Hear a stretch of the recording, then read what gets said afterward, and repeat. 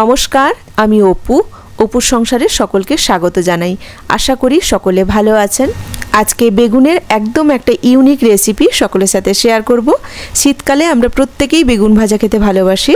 আজকে সেই বেগুন ভাজাই করব, কিন্তু সম্পূর্ণ নতুন পদ্ধতিতে। বেগুনের ভেতরটা মশলার পুরে ঠাসা আর বাইরেরটা একদম খাস্তা মুচমুচে। এতটাই সুস্বাদু হয় এই বেগুন ভাজাটা যে বেগুনির স্বাদও ভুলিয়ে দেবে। আর বেশি কথা বাড়াবো না, তো চলুন রেসিপিটা শুরু করি। আমি এখানে দুটো বড় সাইজের বেগুন নিয়েছি। এবার বেগুনগুলোকে গোল গোল করে কেটে নিয়েছি, কিন্তু কেটেছি একটু অন্যরকমভাবে। একটু মোটা মোটা করে কাটতে হবে বেগুনগুলো। প্রত্যেকটা পিসের আবার মাঝ বরাবরও কেটেছি, তবে পুরোটা কেটে দিইনি। এক সাইড মুখটা বন্ধ আছে আর এক সাইড মুখটা খোলা আছে। যেমন মুখের হাঁ হয়, সামনের দিকটা খোলা আর পেছন দিকটা বন্ধ, একই রকমভাবে প্রত্যেকটা বেগুন আমি কেটে নিয়েছি। আশা করি বুঝতে অসুবিধে হয়নি কিভাবে আমি বেগুনের পিসগুলো কেটেছি। এবার একটা বাটিতে জলের মধ্যে নিয়ে নিয়েছি 1 চামচ লবণ আর 1 চামচ হলুদ। নুন আর হলুদটা ভালো করে জলের সাথে মিশিয়ে বেগুনগুলো এই নুন হলুদ জলে ভিজিয়ে রেখে দেব।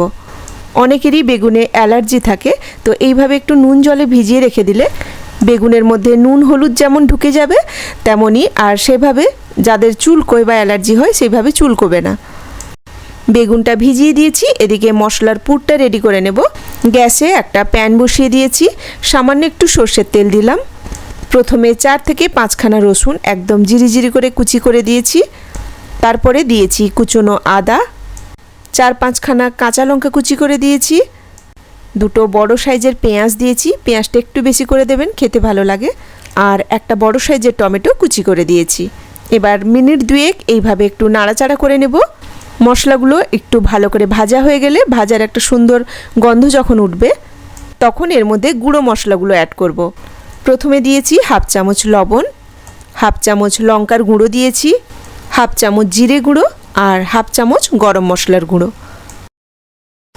মশলাগুলো ভালো করে পেঁয়াজের সাথে মাখিয়ে নিয়ে ওর মধ্যে দিয়ে দেব সেদ্ধ আলু। দুটো বড় সাইজের আলু আমি আগে থেকে সেদ্ধ করে রেখেছিলাম। আলুটা দিয়ে সব কিছু ভালো করে একসাথে মাখিয়ে নিতে হবে। হাতের কাছে যদি ধনেপাতা থাকে তাহলে একটু কুচি করে দিয়ে দেবেন। আমার কাছে ছিল না, তাই দিতে পারিনি। আলুর পুরটা একদম রেডি হয়ে গেছে। আলুর পুরটা ঠান্ডা হতে থাক।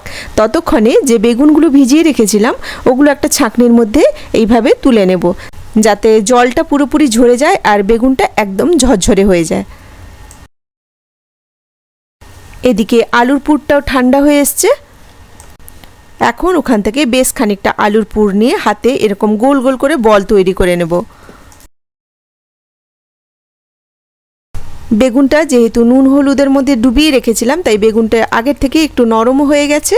এখন এর মাঝ বরাবর আমি আলুর পুরটা রেখে দেব, দিয়ে হাত দিয়ে প্রেস করে দেব জোর করে। আর এইভাবে বেগুনটা 2 হাত দিয়ে চেপে দিলে আলুর পুরটা কিন্তু চারিদিকে ছড়িয়ে যাবে। আমি হাত দিয়ে প্রেস করার পরে একবার খুলে দেখাচ্ছি পুরটা কত সুন্দর ভেতরে চারিদিকে সেট হয়ে গেছে। এইভাবে আলুর পুর ঢুকিয়ে বেগুনগুলোকে হাত দিয়ে চেপে একটু সেট করে নেবেন। কোনো রকমভাবে পুর কিন্তু বাইরে আসবে না, আর বেগুনের সাথে মশলার পুরটা একদম সেট হয়ে যাবে। এইভাবে রেডি করে নিলে বেগুনগুলো ভাজতেও অসুবিধা হবে না, আর ভাজার পরেও পুরগুলো কোনো রকমভাবে বাইরে আসবে না। সবগুলো বেগুন আমি একই রকমভাবে রেডি করে নিয়েছি। এবার বেগুন ভাজাটা মুচমুচে খাস্তা করার জন্যে একটা প্লেটের মধ্যে আমি প্রথমে নিয়েছি 2 চামচ চালের গুঁড়ো। ওর মধ্যে দিয়েছি 2 চামচ বেসন, সামান্য একটু হলুদ গুঁড়ো দিয়েছি আর দিয়েছি লঙ্কার গুঁড়ো। এবার একসাথে সব ভালো করে মেখে নিলাম। এবার এর মধ্যে পুর ভরা বেগুনগুলোকে আমি এদিক ওদিক ভালো করে চারিদিকে মাখিয়ে নেব, দিয়ে একটা বেসন আর চালের গুঁড়োর একটা কোট তৈরি করে নেব। এইভাবে চালের গুঁড়ো আর বেসন দিয়ে একটা কোট করে বেগুন ভাজবেন। বেগুন ভাজার পরে একদম ল্যাদে হবে না, বেশ মুচমুচেও থাকবে, খেতেও ভালো লাগবে। অনেকটাই খাস্তা হবে বেগুন ভাজা। আর এইভাবে বেগুন ভাজলে ভাজার সময় তেলটাও অনেকটাই কম লাগে। বেগুনের উপরে হালকা করে একটা কোট করে দিয়েছি, তো খুব বেশি দেওয়ার প্রয়োজন নেই। যেগুলো গুঁড়ো লেগে থাকবে একটু ঝেড়ে নিলেই হবে।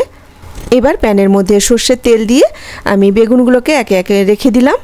তেলটা গরম হলে বেগুনগুলো ছাড়বেন, কিন্তু ঢাকনা দেওয়ার পরে গ্যাসের ফ্লেমটা একদম লো করে দেবেন।